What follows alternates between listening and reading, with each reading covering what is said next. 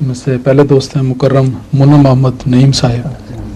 جو امریکہ میں مجلس خدام الاحمدیہ کے صدر ہیں ماشاءاللہ۔ ان کے والد مکرم ڈاکٹر کریم احمد صاحب نعیم امریکہ میں ہوتے ہیں، اور ان کے دادا ہیں حضرت ڈاکٹر حشمت اللہ خان صاحب صحابی حضرت مسیح موعود علیہ السلام، دادا تھے انہوں نے لمبا عرصہ حضرت مسلم موعود کی خدمت کرنے کی سعادت پائی۔ باقی اور جی حضور، پہلا سوال میرا یہ ہے کہ موطا امام مالک میں حدیث میں بھی ہے نظر لگنے کے بارے میں، تو نظر لگنے کی کیا حقیقت ہے کیا، اور اس کا نظر میں ایک طاقت تو ہوتی ہے نا کہ نہیں ہوتی؟ ہوتی ہے۔ فرعون کے جو جادوگر تھے انہوں نے نظر لگائی تو حضرت موسیٰ کو بھی وہ سانپ دکھائی دینے لگے تھے، ٹھیک ہے، ان کے سولٹے ان کی رسیاں والا سانپ بن گئے۔ جی تو نظر کی طاقت تو معروف اور مشہور ہے، میزمرزم اور ہپنوٹزم بھی اسی کی شاخیں ہیں مختلف۔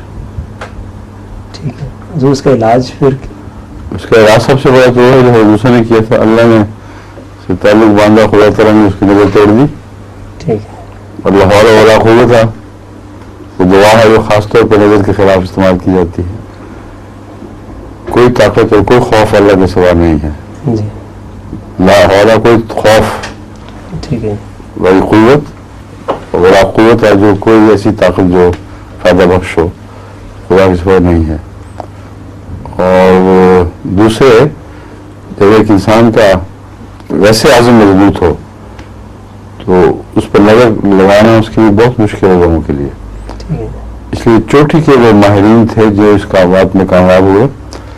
تبھی جب خدا نے نظر توڑی ہے تو سجدے میں گر گئے۔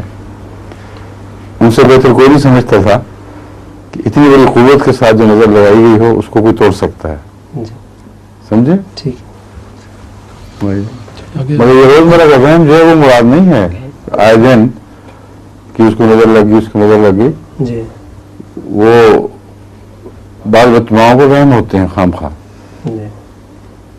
بچے بیمار بھی ہوتے رہتے ہیں آئے دن، اور بجائے اس کے کہ اس کا ڈاکٹری علاج کرائیں